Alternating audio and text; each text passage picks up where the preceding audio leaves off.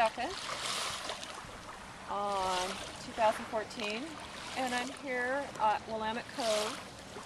And do you happen to know the time, Jerry? It is about 7 to 11. Okay, so it's 10:53. Yeah. And can you give us your name? My name is Jerry Lake. And your present address? 370 2nd Street, Scotts Mills, Oregon. And your birthplace? Portland, Oregon. And your birth date? 10/14/58. And your occupation? Actually, I'm retired, but I'm Volkswagen Porsche Audi mechanic. And how long would you say you've lived near the Willamette River? Probably 3/4 of my life. Okay. Which is, you know, good 27 years. Well, you were telling us that you grew up near the river and that you had some really good memories of playing down here when you were a child. Can you tell us the sorts of things that you and your friends would do around the river? Well, sometimes on Saturdays or after school, we would actually come down here and get on the log rafts and fish for catfish, trout, crappie, perch. We usually always caught our entire limit and took it all. Everything we caught, we took home and we ate.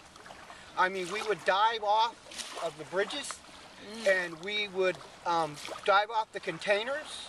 To go swimming? Jump off the St. John's Bridge and go swimming.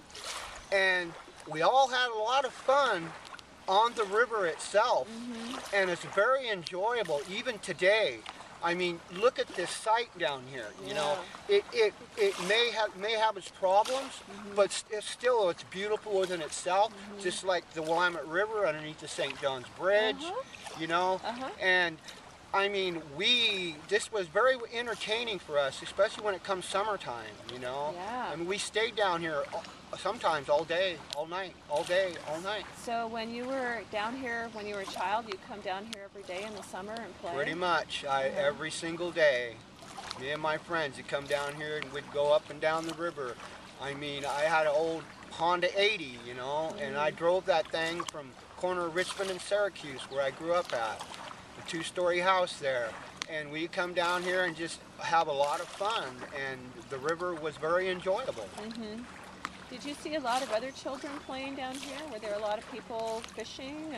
Well, there was always swimming? quite a few people fishing, and always quite a few people swimming in the water, especially under the St. John's Bridge. Okay.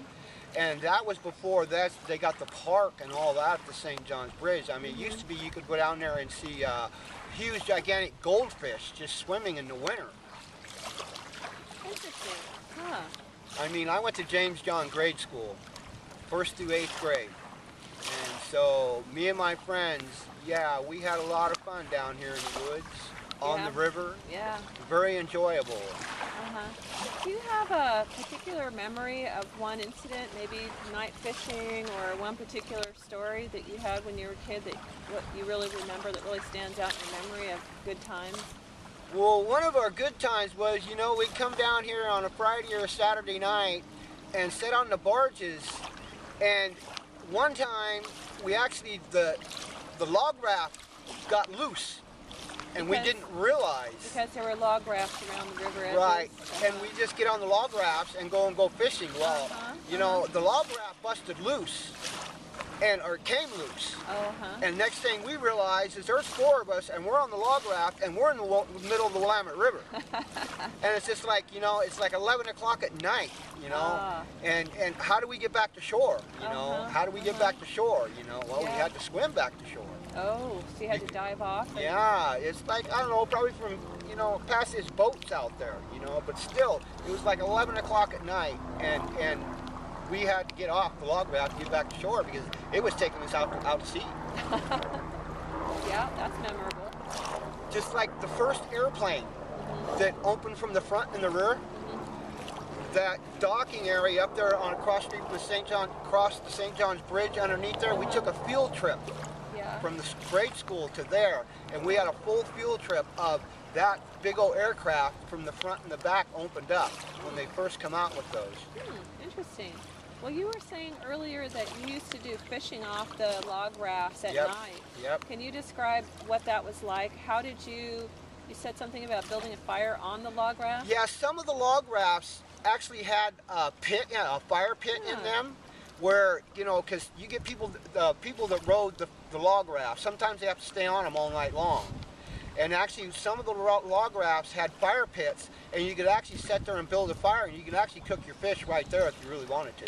Were the people that were on the log raft, was that their job? To keep track of the logs? Yes. Okay. I mean, they monitored the logs. Sometimes they get kind of bothered with you because you was out on their log rafts.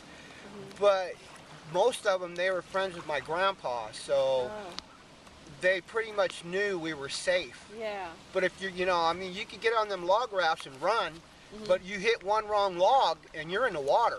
Yeah. Because some of them are heavy, some of them are light, some of them move too much, some of them don't move. Yeah. And so you were saying that you caught, what kind of fish did you catch and what did you do with them? We caught catfish, perch, crappie, trout, some steelhead, some salmon. We'd always take it home and eat it, but a lot of times we'd actually just cook it right down here. You know, actually we wouldn't even clean them. We'd actually just take a stick and shove it in its mouth and sit there and cook it. Oh, nice. So, didn't even clean it. Wow. It's nice and fresh. Yep. Natural. And but I'm still here. You know, getting older though. So, what kinds of things would you like to see change about the river? Well, I would like to see the whole thing get cleaned up a little bit better than it really is and get it back to what it was 25, 30 years ago, or somewhat of that state, somewhat of that, you know, because this is a very beautiful place, and the Willamette River, you know, is our world, you know. It's not the destroyer's world, it's our world, it's our river, you know. I would like to see we go swimming in it again and not have to worry about it. Yeah. Yeah. So you really feel like this river played a big role in your childhood here? Yeah, because I learned to swim here. Really? Between the Boy Scouts, yeah, I learned to swim here. Really? Yeah. And tell us about that experience of learning to swim. What was that like? Was that with the Boy Scouts or? Well, yeah, we'd come down here and we'd go through trainings. We'd put a life jacket on, and then we'd go through trainings of swimming. You know, learn how to swim, learn how to dog paddle, learn how to swim, you know, underwater, everything. Yeah. But they don't even do that anymore. Because they know the river's not clean. Yeah. What a resource it was. What a big part of your life it was. And it was a very big part of my life. Because it took, instead of going out and running around on the streets getting in trouble and everything, we would just come to the river and go fishing for hours and hours and hours on end. Yeah. You know, go grab our Doritos and our chips and our hot dogs and come down and have a fire and be natural of life.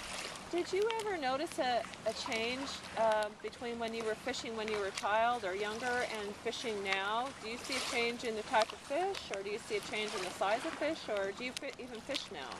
Well, I haven't fished in quite a few years, but you know, I do once in a while, but there's not as many fish in this river today as what there was 20 years ago. I mean, you could come down, even down here in this cove area, you could come down here and fish at nighttime and have a fire and draw all the catfish in. Because the fire attracts the catfish. Yeah. And you could catch more catfish at nighttime than you could catch in the daytime. And did your parents feel like you were safe down here when you were playing down here at the river? Or? Yeah, my parents, we were pretty much taught very well, you know, how to take care of ourselves. Oh, that's good. You know, I've basically been taking care of myself since I was 12. I mean, you know, my parents, they do their own thing. Okay, gotcha.